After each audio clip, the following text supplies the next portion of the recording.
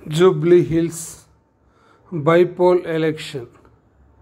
BRS MLA Maganti Gopinath చనిపోవడంతో ఉప ఎన్నిక అనివార్యమైంది. ఇందుకు గాను షెడ్యూల్ రిలీజ్ అయింది.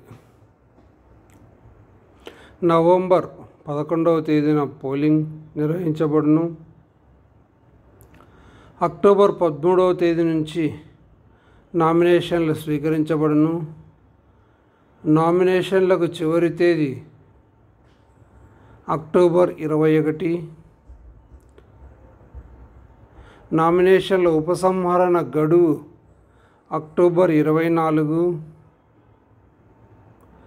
మొత్తం 407 పోలింగ్ కేంద్రాల్లో జూబ్లీ హిల్స్ ఉప ఎన్నిక నిర్వహించబడును.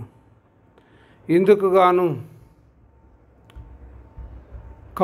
అధికార పార్టీ కాంగ్రెస్, బీఆర్ఎస్, బీజేపీ అస్త్రశస్త్రాలను సిద్ధం చేసుకొని రంగంలోకి దిగడానికి సిద్ధంగా ఉన్నవి.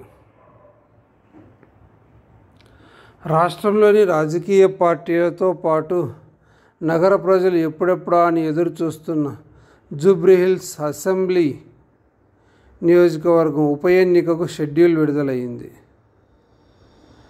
కేంద్ర ఎన్నికల సంఘం నవంబర్ 14న ఓట్ల లెక్కింపు ఉంటుంది. కేంద్ర ఎన్నికల సంఘం షెడ్యూల్ను విడుదల చేసిన నేపథ్యంలో ఉప ఎన్నికలకు సంబంధించిన వివరాలను హైదరాబాద్ జిల్లా ఎన్నికల అధికారి, జిహెచ్ఎంసి కమిషనర్ కర్ణన్, నగర పోలీస్ కమిషనర్ సజ్జనార్తో కలిసి సోమవారం విలేకరుల సమావేశంలో వెల్లడించారు. ఎన్నికలు జరగనున్న జూబ్లీ హిల్స్ నియోజకవర్గంతో పాటు హైదరాబాద్ పరిధిలో వరకు ఎన్నికల కోడ్ అమల్లో ఉంటుందని, అది వెంటనే అమలులోకి వచ్చినట్లు పేర్కొన్నారు.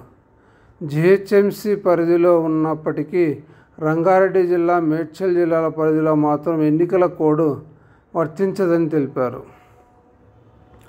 నోటిఫికేషన్ జారీ అయిన తేదీ నుండి నామినేషన్ల స్వీకరణ ఉంటుంది. ఒక్కొక్క పోలింగ్ కేంద్రానికి 980 మంది ఓటర్లు ఉంటారని వెల్లడించారు. నియోజకవర్గంలో అర్హులైన ఓటర్ల జాబితాను తమ పేరు ఉన్నది లేనిది ఈఆర్ఓ కార్యాలయంలో కానీ, బూత్ లెవెల్ అధికారి వద్ద కానీ, ఓటర్ హెల్ప్ లైన్ యాప్లో కానీ, సంబంధిత వెబ్సైట్లో కానీ పరిశీలించుకోవచ్చని కర్ణన్ సూచించారు. జాబితాపై ఏమైనా అభ్యంతరాలు ఉన్నా, జాబితాలో పేరు లేకున్నా నామినేషన్ల చివరి రోజు వరకు 10 రోజుల ముందు వరకు దరఖాస్తు చేసుకోవచ్చన్నారు. ఎన్నికలకు సంబంధించిన సమాచారం కోసం 1950 టోల్ నెంబర్కు ఫోన్ చేయవచ్చని తెలిపారు. ఎపిక్ కార్డుతో పాటు ప్రభుత్వం గుర్తించిన ఫోటో కలిగిన 12 రకాల ఐడి కార్డులో ఏదైనా ఒకదాన్ని వినియోగించవచ్చని సూచించారు. ఎన్నికల కోసం సిబ్బంది నోడల్ ఆఫీసర్లు 19 మంది, సెక్టార్ ఆఫీసర్లు 38 సెక్టార్లకు 55 మంది నియమించారు. రిజర్వులో కొందరిని ఉంచారు. రిజర్వుతో సహా మొత్తం పోలింగ్ సిబ్బంది 2400 మంది ఉన్నారని వెల్లడించారు. వీళ్ళు ప్రిసైడింగ్ ఆఫీసర్లు 600 మంది, అసిస్టెంట్ ప్రిసైడింగ్ ఆఫీసర్లు 600 మంది, ఇతర సిబ్బంది 1200 మంది ఉన్నారని వెల్లడించారు. ఈవీఎంలు, వీవీప్యాట్ల గురించి కంట్రోల్ యూనిట్లు 826, బ్యాలెట్ యూనిట్లు 1494, వీవీప్యాట్లు 837. రాజకీయ పార్టీల ప్రతినిధుల సమక్షంలో ఇప్పటికీ మొదటి దశ తనిఖీ పూర్తయిందన్నారు. కోడ్ ఆఫ్ కండక్ట్ ప్రవర్తనా నియమావళి షెడ్యూల్ జారీ అయిన జారీతోనే ఎన్నికల ప్రవర్తనా నియమావళి అమల్లోకి వచ్చిందని హైదరాబాద్ నగర పోలీస్ కమిషనర్ నగర పోలీసులతో యాక్షన్ ప్లాన్ రెడీ అయిందని పేర్కొన్నారు. ఎన్ఫోర్స్మెంట్ కోసం 9 ఫ్లయింగ్ స్క్వాడ్లు, 9 static surveillance teams, 2 video surveillance టీమ్స్తో పాటు ఇతర టీమ్స్ ఉన్నాయని, అవసరానికి అనుగుణంగా టీమ్స్ పెంచుతామని తెలిపారు. ఫిర్యాదుల కోసం కాంటాక్ట్ నంబర్ 1950 కంట్రోల్ రూమ్ 24 గంటలు పనిచేస్తుందని, సీజ్ చేసిన నగదు పరిశీలించి విడుదల చేసేందుకు జిల్లా గ్రీవెన్స్ సెల్ కమిటీ ఏర్పాటు చేసినట్లు తెలిపారు. శారీరక వికలాంగులు, 80 ఏళ్ల వయసు పైబడిన వారికి వీల్చైర్లు అందుబాటులో ఉంటాయని, వాలంటీర్ల ద్వారా ఇళ్ల నుంచి పోలింగ్ కేంద్రాలకు తీసుకుని వచ్చి తిరిగి ఇళ్ల వద్ద దింపే సదుపాయం ఉందని తెలిపారు. పోటీ చేసే అభ్యర్థులు తమపై నమోదైన క్రిమినల్ కేసుల వివరాలను వార్తాపత్రికలు, టీవీల్లో 3 పర్యాయాలు ప్రకటించాలి. రాజకీయ పార్టీలు ఎంపిక చేసిన అభ్యర్థులు 48 గంటల్లో వెబ్సైట్లో, సోషల్ మీడియా, పత్రికా, టీవీ ప్రకటనల ద్వారా వెల్లడించాలి. నో యువర్ క్యాండిడేట్ యాప్ ద్వారా కూడా ప్రజల అభ్యర్థుల వివరాలను తెలుసుకోవచ్చని తెలిపారు. మీడియా ఫేక్ న్యూస్ ప్రచారం చేయవద్దని, సంబంధిత అధికారుల నుంచి నిర్ధారణ చేసుకోవాలని, వదంతులను ప్రచారం చేయవద్దని సూచించారు.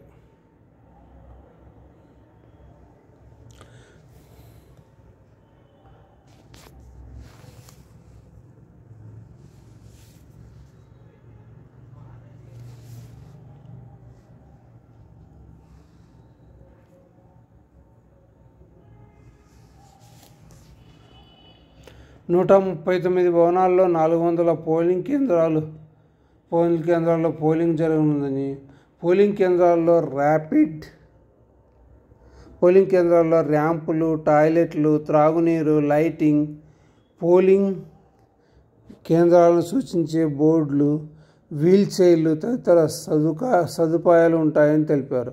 అన్ని పోలింగ్ కేంద్రాలను ఆయా పార్టీల నుంచి బూత్ లెవెల్ ఏజెంట్లు ఉన్నారని, ఇప్పటికే బీజేపీ నుంచి 219 మంది, కాంగ్రెస్ నుంచి 132 మంది ఉన్నారని, ఇతర పార్టీల నుంచి పెండింగ్లో ఉన్నారని, ఎన్నికలకు నిర్వహణకు సంబంధించి 407 మంది BLOలు, 93 మంది సూపర్వైజర్లు నియమించుకున్నట్లు పేర్కొన్నారు.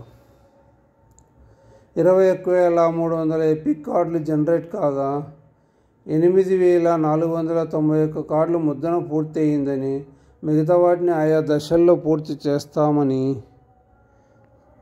8,491 కార్డులను పోస్టు ద్వారా పంపిణీ చేసినట్లు కర్ణన్ తెలిపారు. ఆర్డీఓ ఆఫీసులో నామినేషన్లు. జిల్లా ఎన్నికల అధికారి జీహెచ్ఎంసీ కమిషనర్ కర్ణన్ వ్యవహరిస్తూ ఎన్నికల రిటర్నింగ్ అధికారిగా హైదరాబాద్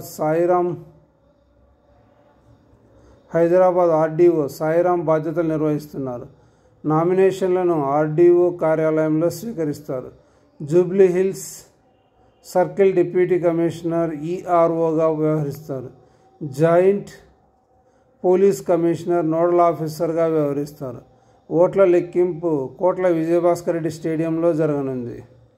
ఎన్నికలు నిష్పక్షపాతంగా నిర్వహించేందుకు సన్నద్ధంగా ఉన్నామని సిపి సజ్జనార్ తెలిపారు.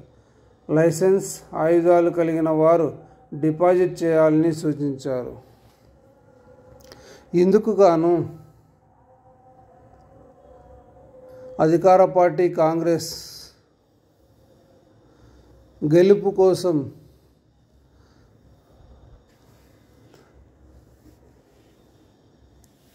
తాము ప్రకటించిన సూపర్ 6 ఇలాంటి సామాజిక కార్యక్రమాలు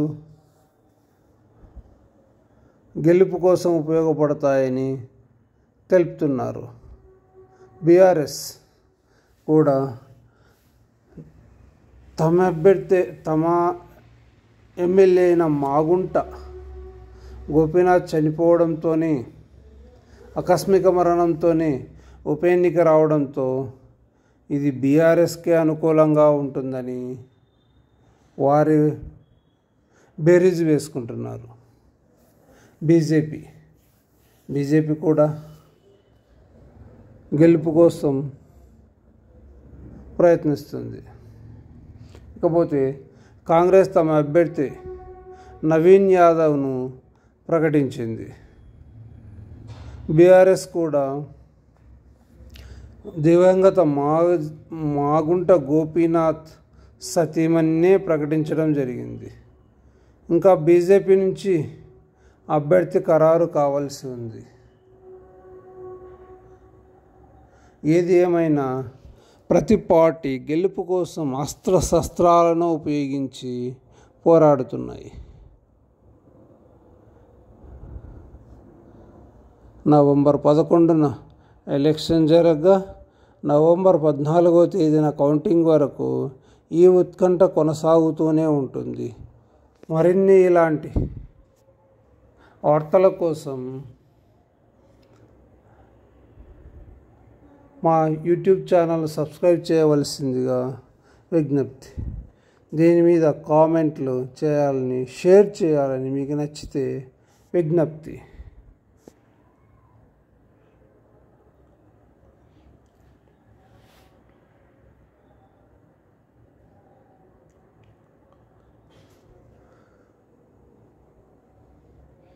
ఈ ఎన్నిక ప్రతి రాజకీయ పార్టీకి ముఖ్యమైనది, ముఖ్యంగా అధికార పార్టీకి ముఖ్యమైనది, బీఆర్ఎస్ కూడా. ఎందుకంటే ఈ సీటు వాళ్ళ అభ్యర్థి, వాళ్ళ పార్టీ ఎమ్మెల్యే చనిపోవడం వల్ల వచ్చిన ఉప ఎన్నిక కాబట్టి బీఆర్ఎస్ కూడా ప్రతిష్టాత్మకంగా ఉంటుందన్నమాట. ముఖ్యంగా పోటీ బీఆర్ఎస్ అండ్ కాంగ్రెస్ మధ్యనే ఉంటుందని విశ్లేషకులు అంచనా.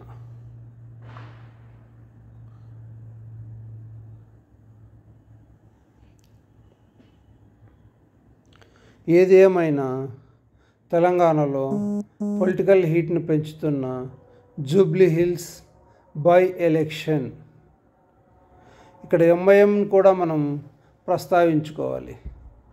ఎంఐఎం కూడా కొంత ఓట్ పర్సంటేజ్ ఉంటుందన్నమాట. బైపోల్లో ఇంకా బీజేపీ వారు అభ్యర్థిని ప్రకటించవలసి ఉంది. కాంగ్రెస్, బీఆర్ఎస్ వాళ్ళు మాత్రం తమ అభ్యర్థిని ప్రకటించుకున్నారు.